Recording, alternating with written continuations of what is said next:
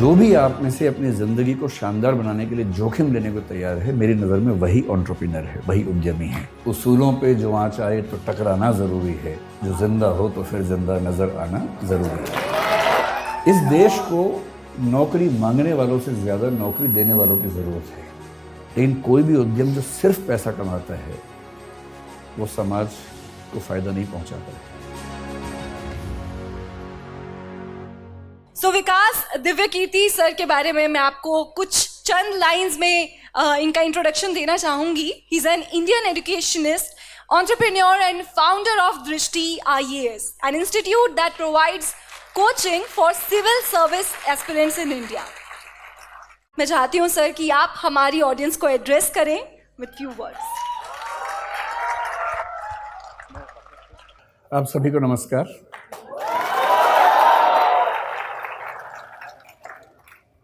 सबसे पहले मैं श्री राम कॉलेज को बहुत धन्यवाद देना चाहूँगा कि आपने मुझे इस लायक समझा कि मैं यहाँ पर आऊँ और आप सबसे बात करूँ।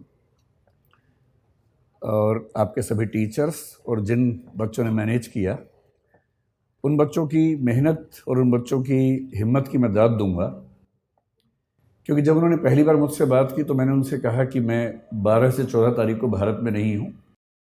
मैं मिशिगन यूनिवर्सिटी और येल यूनिवर्सिटी के बुलावे पर अमेरिका गया हुआ था कुछ दिनों के लिए, और मुझे 15 की रात को यहाँ आना था। लेकिन वो बच्चे मुझसे मिलने आए, आधा एक घंटा उन्होंने अपने मार्केटिंग और उससे सारा ज्ञान मेरे ऊपर इस तरह से प्रयोग किया कि मुझे अंत में हार के कहना पड़ा कि ठीक है, मैं टिकट कैंसिल करवाता हूँ, जल्दी वापस आता हूँ और आपके सेशन में ज़रूर आऊँगा। तो जब उन बच्चों से मेरी बात हुई कि वो मुझसे क्या सुनना चाहते हैं, तो उनका भाव था कि बस आप आ जाइए। तो मैंने कहा फिर भी आप मुझसे क्या चाहते हैं, मैं क्या बोलूं? बोले आप जो टॉपिक चाहें बोल दीजिए। तो मैंने एक टॉपिक उनको भेजा कुछ, तो फिर उन्होंने 5 भेजे, जिसका भाव ये था कि आप जो बोलना चाह रहे हैं वो तो ठीक नहीं है, इनमें से कोई देख लीजिए। वो बड़े अच्छे टॉपिक्स थे और 5 टॉपिक्स बड़े अच्छे थे, जिसमें से एक था पर्पस ड्रिवन एंटरप्रेन्योरशिप, एक था role of ethics in business, एक था role of philosophy in business, एक था stoicism, the importance of stoicism in business. ऐसे करते करते कुछ चीज़ें बताई और बताया कि क्योंकि ये बिजनेस कॉन्क्लेव है तो हम ये ज़रूर चाहेंगे कि थोड़ा सा पर्सपेक्टिव इकोनॉमिक्स पर, बिजनेस पर, इन चीज़ों पर आपका रहे। तो वो टॉपिक्स इतने प्यारे थे और एक डाइवर्सिटी इंक्लूजन पर था। और आज 14 अप्रैल का दिन डॉक्टर अंबेडकर का जन्मदिन भी है, तो डाइवर्सिटी इंक्लूजन की बात आज के दिन करना तो वैसे ही बड़ा मानीखेज है, मीनिंगफुल है। लेकिन मुझे इस बात का अंदाज़ा था कि जब हम फेस्टिवल के मूड में होते, जैसे अभी आप लोग हैं, बिजनेस कॉन्क्लेव है, सुबह से आप कई स्पीकर से सुन रहे हैं, और अभी आखिरी सेशन में ये भी होता है कि छूटे तो भागें, छुट्टी का टाइम होने वाला है। स्कूल में जैसे होता था ना कि जैसी टन टन टन बजता था वैसे ही लोग बैग उठा के भागते थे। आपने बैग अपने पैक कर लिए होंगे, उसमें बुक्स और बोतल पैक कर ली होगी, तो अब आप इस मूड में होंगे कि जल्दी ख़त्म हो तो मामला निपटे। आप लोग Shri Ram college of commerce में पढ़ते हैं, तो मेरे ख्याल से आपके सामने, क्योंकि देश का सबसे अच्छा कॉलेज कॉमर्स का माना ही जाता है, और माना ही किया जाता है ही, ऐसे थोड़ा माना जाता होगा। मतलब मेरी समझ ये है कि कोई ब्रांडिंग ऐसे ही नहीं हो जाती है। अगर किसी कॉलेज या किसी व्यक्ति की साख है तो वो साख न तो रातों रात बनती है, न हवा में बनती है, और अगर वो लॉन्ग सस्टेन्ड क्रेडिबिलिटी है तो उसका मतलब है कि उसमें कुछ तो बात होगी ही, तभी उसकी क्रेडिबिलिटी उस तरह की है। तो मैं जब देखता हूँ आजकल के बच्चों को, नई पीढ़ी को, और मैं उनके जब डायलेमास को समझने की कोशिश करता हूँ, तो मैंने पाया कि उनके सामने सबसे बड़ा डायलेमा ये होता है, स्पेशली उनके दिमाग में जो कॉमर्स या मैनेजमेंट की दुनिया से हैं, जैसे कि आप हैं, कि हम बड़े होने के बाद क्या करें। नौकरी करें में फिर बहुत सारे ऑप्शंस, प्राइवेट सेक्टर में जाएं, किसी स्टार्टअप में नौकरी कर लें, सिविल सर्विसेज में जाएं, कोई और नौकरी कर लें, एकेडमिक्स में चले जाएं। एक तो ये सवाल, और दूसरा ये सवाल कि क्या हम अपना स्टार्टअप शुरू कर दें, कुछ अपना उद्यम शुरू कर दें। और मैं देख रहा हूँ कि आजकल की पीढ़ी को एक शब्द बड़ा अच्छा मिल गया, स्टार्टअप। हमारी पीढ़ी ने भी स्टार्टअप किए। मुझे 2 साल पहले ही पता लगा कि जो मैं कर रहा हूँ कई साल से वो स्टार्टअप ही होता है। वरना मैं वरना तो मैं 3-4 साल से बड़ा परेशान था कि पूरा देश स्टार्टअप कर रहा है और हमने कभी किया ही नहीं। तो मुझे एक बार गूगल पे जाके सर्च करना पड़ा कि स्टार्टअप क्या होता है, व्हाट इज स्टार्टअप। तो पता लगा स्टार्टअप का मतलब अपना काम करना, इतना ही होता है। तो फिर मैं समझ गया कि अच्छा। तो मैंने 1-2 पढ़े लिखे लोगों से पूछा, तो जो मैं करता हूँ क्या वो स्टार्टअप हो सकता है? बोले हाँ वो स्टार्टअप है, आपको तो सक्सेसफुल स्टार्टअप है। तो मुझे बड़ी खुशी हुई कि मैंने ये काम कर लिया। वरना दुविधा रहती कि सारी दुनिया कुछ कर रही है और हमारे वर्तमान सरकार उस पर इतना जोर दे रही है और हमने किया ही नहीं वो काम। आप लोग संयोग से हमारे पूरे भारतीय इतिहास के उस दौर में हैं। मैं इस पे आता हूँ 2 मिनट के बाद, इस वाक्य को पूरा करूँगा। उससे पहले एक संकेत करता हूँ।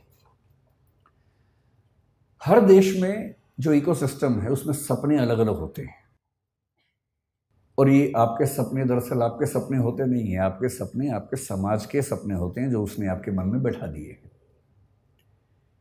ऐसा संयोग नहीं है कि हमारे पास जो बच्चे आते हैं उनमें से बिहार, उत्तर प्रदेश, राजस्थान के बच्चे आमतौर पर सिविल सेवक बनने के मूड से ही आते हैं। और यदि मैं उनसे कहूँ कि कभी अपना स्टार्टअप सोच के देखो, तो उनके चेहरे पर ऐसा भाव आता है कि मैं क्या सोच रहा था और आप मुझे किस लायक समझ रहे हैं। क्योंकि उनको जो वैल्यू सिस्टम है जो सोसाइटी ने दिया है वो सिविल सर्वेंट बनने का ही है। उनके लिए उससे बड़ा कोई सपना है नहीं। लेकिन जब मैं गुजरात के लोगों से मिलता हूँ, विशेष रूप से मारवाड़ी या सिख समुदाय के लोगों से मिलता हूँ, तो उनसे नौकरी की बात कर रहा हूँ, हंसने लगते हैं कि नौकरी क्यों करेंगे, धंधो करेंगे, धंधो अपना काम करेंगे भाई, अपना ही उद्यम करेंगे। सारा खेल वैल्यू सिस्टम का है। हम उस समाज के लोग हैं जहां ज्यादा पैसा कमाने का सम्मान ज्यादा नहीं है। आप कितना ही पैसा कमा लें, लोग आपको सम्मान देंगे नहीं जब तक आप उससे बड़ा कुछ नहीं कर लेंगे। लेकिन कई देश ऐसे हैं, कई समाज ऐसे हैं जहां पर धनी होना, सफल उद्यमी होना अपने आप में एक सक्सेस की निशानी है। मैं एक एग्जाम्पल देके बात करता हूँ। मुझे एग्जाम्पल देने की बहुत बीमारी है, उसी से बात समझाना आसान भी लगता है मुझे। मैं अभी करीब 12-13 दिन अमेरिका में रहा। मैं 5 विश्वविद्यालयों में गया सिर्फ उनका सिस्टम समझने के लिए। उनमें से 2 में मुझे निमंत्रण था, 3 में मैं बिना बुलाए पहुंच गया कि मैं देखना चाहता हूं कि कैसे आप लोग काम करते हैं। तो वहाँ के कुछ स्टूडेंट्स, कुछ प्रोफेसर से परिचय था, तो उनके साथ मैंने पूरा विश्वविद्यालय देखा, समझा, कुछ बच्चों से मिला, उनके सपने पूछे, उनके पढ़ने का तरीका पूछा, प्रोफेसर से पढ़ाने का तरीका पूछा। पर्पज़ ये था कि कल को अगर मैं कोई विश्वविद्यालय शुरू करूं, जो कि मेरा एक सपना है, तो मेरे पास एक टेम्पलेट हो या कई टेम्पलेट्स हों कि एक अच्छा विश्वविद्यालय कैसा होता है और बच्चों की पूरी ग्रूमिंग का तरीका क्या होना चाहिए। तो उन्होंने सब मुझे बताया। मैंने वहाँ जो बिजनेस पढ़ रहे थे, 1-2 बच्चे जिन्होंने बिजनेस स्टडीज़ पढ़ा हुआ था मास्टर्स लेवल पर या ग्रेजुएशन लेवल पर, और मैं अच्छे यूनिवर्सिटी की बात कर रहा हूँ, मैं यूटी ऑस्टिन की बात कर रहा हूँ, मैं मिशिगन यूनिवर्सिटी के रॉस स्कूल की बात कर रहा हूँ, मैं कोलंबिया यूनिवर्सिटी की बात कर रहा हूँ, इनकी बात कर रहा हूँ जहाँ पर पढ़ना किसी के लिए बहुत बड़ा सपना हो सकता है। वहाँ जिन लोगों ने बिजनेस स्टडीज़ की पढ़ाई की, उनसे मैंने खूब बातें की, 1-2 घंटे बात की, और अंत में एक कठोर सवाल पूछा। मैंने कहा 2 बातें बताना सीधे सीधे। एक तो ये कि यहाँ से पढ़ने के बाद क्या पैकेज मिलेगा तुम्हें। वो थोड़ा चौंक जाते थे कि कितना सीधा सवाल पूछ लिया। मैंने कहा इसीलिए पूछ रहा हूँ कि मुझे पता तो हो कि यहाँ आप आए तो उसका फ़ायदा है कि नहीं है। तो उनमें से कुछ ने, मैं स्पेसिफिक नहीं होऊंगा क्योंकि उनकी प्राइवेसी का मामला भी है, 1-2 लोग जो मास्टर्स में काफ़ी अच्छे लेवल पर थे, पूरी स्कॉलरशिप पर गए हुए थे, उन्होंने बताया कि सर हमने जो यहाँ खर्च किया है, मतलब जो बिना फेलोशिप वाले लोग खर्च करते हैं, वो करीब भारतीय करेंसी में 1.5 से 2 करोड़ रुपए के बीच का खर्चा हो जाता है 2 साल की पढ़ाई करने का। स्कॉलरशिप है तो अलग बात है, नहीं तो इतना खर्चा हो जाता है। तो मैंने कहा उसके बाद होगा क्या? बोले सर हम जो डिग्री कर रहे हैं ना उसकी वैल्यू बहुत ज़्यादा है, तो जब हम उतरेंगे बाज़ार में तो हम मान के चलते हैं कि हमें 1-8 साल के अंदर अंदर 2 लाख USD का एनुअल पैकेज मिल जाएगा, जिसका मतलब वही 1.5 से 1.6 CR के आसपास का पैकेज मिल जाएगा। और हमारे खर्चे हैं, लोन है थोड़ा थोड़ा, वो सब हम 3 साल में चुका देंगे, क्योंकि खर्चा भी वहाँ ज़्यादा होता है, लेकिन हम साल में 60-70 लाख रुपए बचा लेंगे, 3 साल में सारा लोन चुका देंगे, तो 2 साल की पढ़ाई का बोझ 3 साल में उतरेगा। उसके बाद हम लगभग $2 लाख हर साल कमाएंगे और लगभग $1 लाख साल का बचा लेंगे, जो कि भारत के हिसाब से काफ़ी ज़्यादा आय का मामला है। तो वैसे हम बहुत खुश यहाँ नहीं हैं क्योंकि सोशल लाइफ वैसी नहीं है हमारी, but still financially we will be so good that we can be happy on that ground. तो मैं उनसे बहुत प्रभावित हुआ। मैंने कहा वाह क्या बात है, आप खूब सफल हों, अच्छे उद्यम करें, और जैसे से आगे बढ़ेंगे फिर तो पता नहीं क्या होने वाला है। बाद में 2 लाख से बढ़ के 2.25 होगा, 2.5 होगा। मैंने कहा सीधे बताओ कि 20 साल बाद कितना होगा। काफ़ी सोच के बोले कि सर जो 2-3% लोग हैं सबसे शानदार, वो 20 साल बाद शायद $3 लाख के आसपास भी आ जाएंगे, 2.5 करोड़ कमा लेंगे। मैं बड़ा खुश हुआ। मैंने कहा चलो भारत का हर बच्चा वहाँ जाके करोड़पति हो जाए, इससे बड़ी खुशी की क्या बात है। सारा मैं खर्च तो ना करेगा, यहाँ भी तो भेजेगा वापस करके। तो रेमिटेंसेस हमारे पास आएंगी तो हम इस बात से खुश हो सकते हैं। फिर कल मैं न्यूयॉर्क में था, तो वहाँ से जब मैंने टैक्सी पकड़ी JF कैनेडी एयरपोर्ट के लिए, तो मेरी आदत है कि मैं जब टैक्सी में जाता हूँ तो जो टैक्सी ड्राइवर है उससे खूब गप्पे मारता हूँ आधा एक घंटा। वो पक जाता है मुझसे बात करते करते। तो मैंने उसको पकड़ लिया। ये जो बच्चा था, अच्छा अमेरिका में टैक्सी चलाने वाला आपको अमेरिकन तो आमतौर पर नहीं मिलेगा, 10 में से 1 मिलेगा, बाकी 9 विदेशों के लोग मिलेंगे जो ग्रीन कार्ड पे हैं या वर्क वीज़ा पे हैं और अपनी रोजी रोटी वहाँ कमा रहे हैं। लेबनान के मिलेंगे, कुवैत के मिलेंगे, और जो मुझे कल मिला ताजिकिस्तान का सॉरी मिला। प्यारा सा बच्चा था। मैंने उससे उसका नाम पूछा, अच्छा सा नाम था पर मुझे याद नहीं है क्योंकि नाम कुछ अलग किस्म का था। अगर आपको बहुत शौक है तो मैंने नाम नोट कर लिया था। मैं नोट कर लेता हूँ खटाक से, ताकि मैं बाद में केस स्टडी की तरह उसे कहीं कोट कर सकूं, क्योंकि मेरा काम ही ये है कोट करना जगह जगह जाके। तो मैंने एक नोट बना रखा है, टेकअवेज ऑफ USA ट्रिप 2023। उसमें जो आखिरी स्टडी है वो है टैक्सी टू JFK एयरपोर्ट। उसका नाम था गाई राटी। 23 साल का बच्चा था, ताजिकिस्तान से। मैंने उसको इंग्लिश नहीं आती थी, ताजिक भाषा आती थी जो मुझे नहीं आती थी, उसे हिंदी भी नहीं आती थी।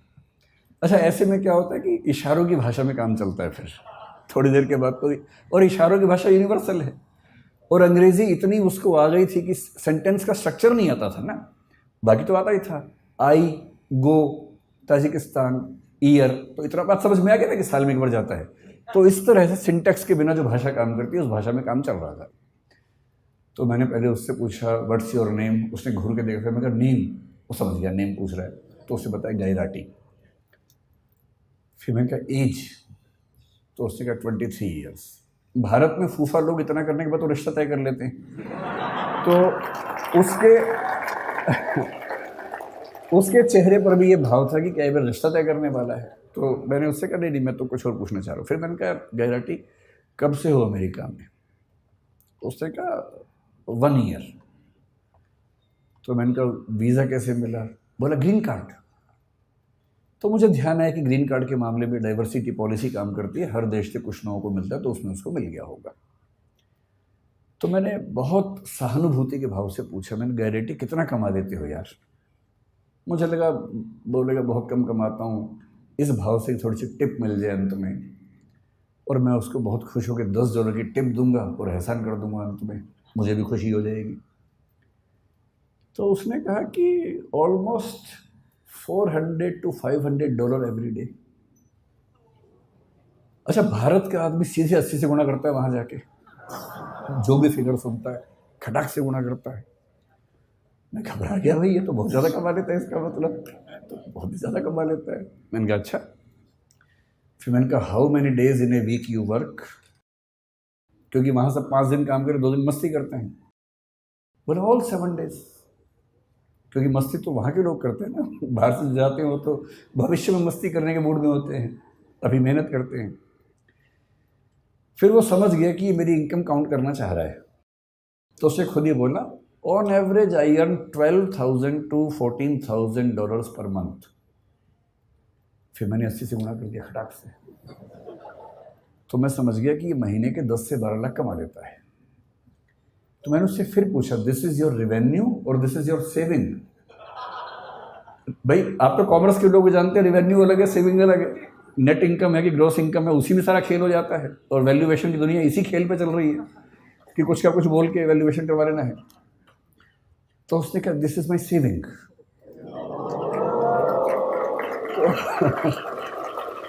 अब अब मुझे घबराहट होने लगी, क्योंकि वो 10 से 12 लाख महीने का कमा रहा था और उसको 12 से गुणा करूँगा तो 1,20,00,000 से 1,44,00,000 हो जाएगा साल का, जो कि 2 साल की MBA करने के बाद 3 साल लोन चुकाने के बाद भी लगभग उतना हो रहा था। तो आप लोग बुरा मत मानिएगा, MBA वाले लोग है ना, आप लोग कॉमर्स की दुनिया में पढ़ रहे हैं, बुरा मत मानिएगा, मैं तो केवल ये बताना चाह रहा हूँ कि दुनिया के रुझान क्या हैं।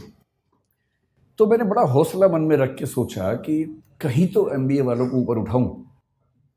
तो मैंने कहा लेकिन तुम्हारी इनकम आगे बढ़ेगी नहीं इससे ज़्यादा, you have a stable income, but if you had been in service you would have grown faster, you would have got increments every year. मतलब ये बात समझाने में 1 घंटा लग गया, तोड़ के सेंटेंस बोलने पड़ रहे थे। तो उसने कहा no, I am buying 2 more taxis. तो मैंने कहा भाई अभी सेल्फ ड्राइविंग कार की परमिशन तो मेरी नहीं है कि तुम 2 टैक्सी लेके चला दोगे बिना ड्राइवर के, ऐसे कैसे होगा, तुम कितनी चला लोगे।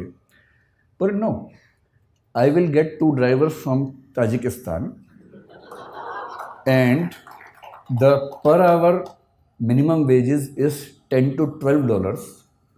तो मैं उनसे दिन में 10 घंटे काम करवाऊंगा, $120 उनको दूंगा, और मैं एक टैक्सी से 400-500 कमा लेता हूँ, 120 दे दूंगा, तो भी मेरे पास मतलब 350 की एवरेज एक कार से बचेगी। 2 से 700 7 दिन चलाएंगे तो मोटा मोटा मान के चलिए कि मामला बड़ा रिस्की हो जाएगा। तो फिर मैंने टिप दी नहीं उसको।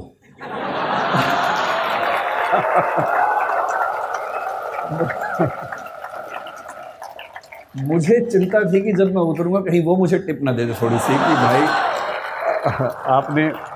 आपने इतना पूछा, थोड़ा आप चिंतित हो गए होंगे, अगर आपको टिप चाहिए हो तो आप ले सकते हैं। और मज़े की बात क्या बोला, साथ में पढ़ाई भी करता है वो, इस सब के साथ साथ वो ऑनलाइन या हाइब्रिड करके कुछ पढ़ाई भी करता है साथ साथ।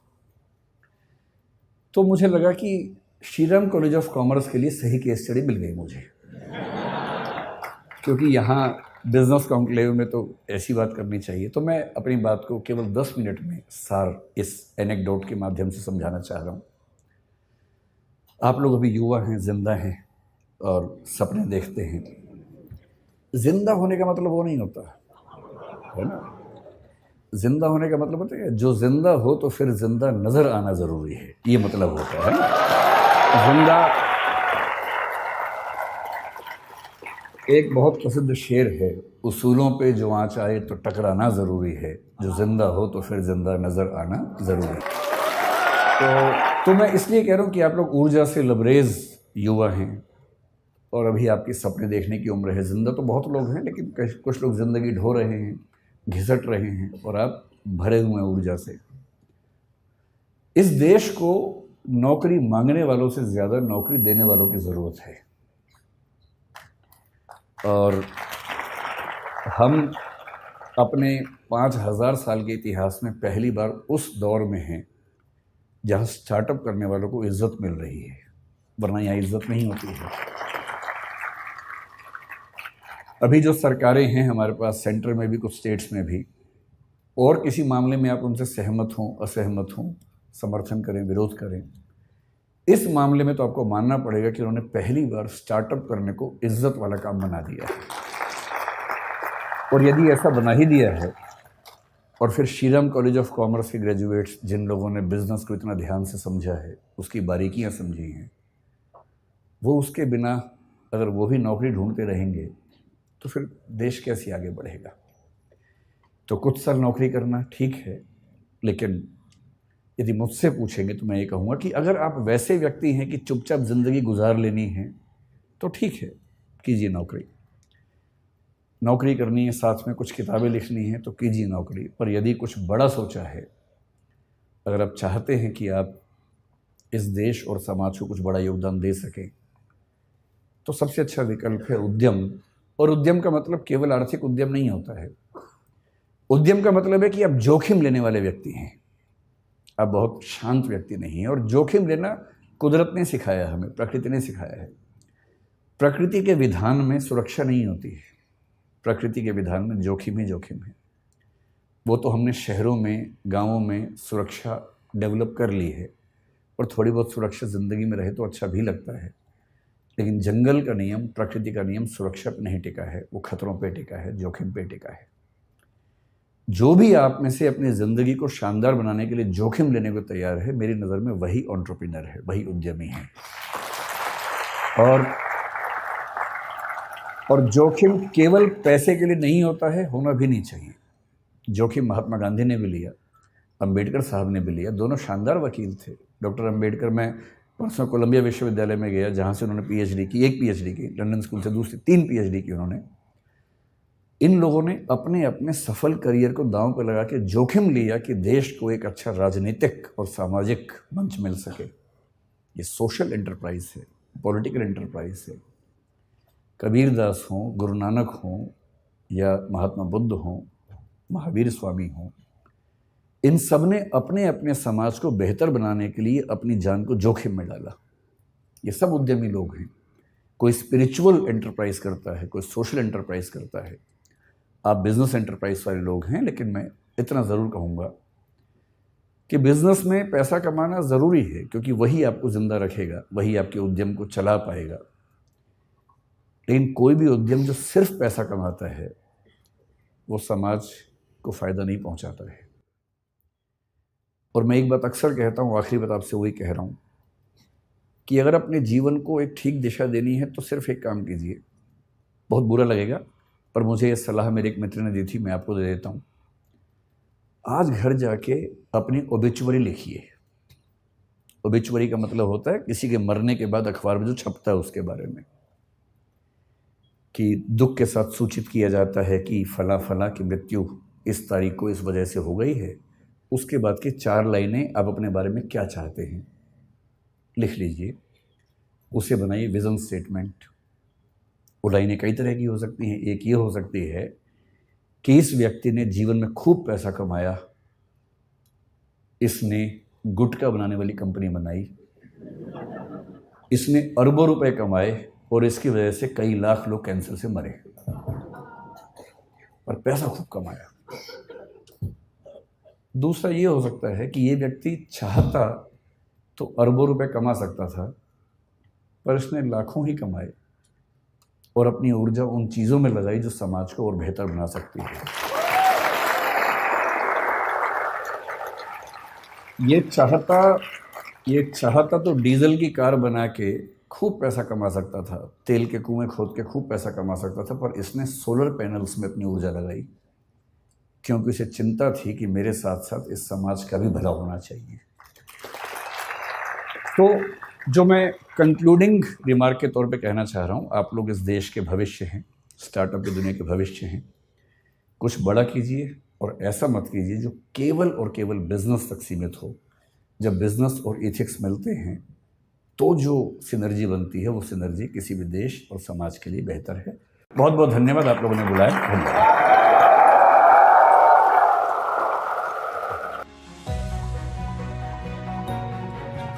बहुत बहुत शुक्रिया सर हमारे साथ जुड़ने के लिए।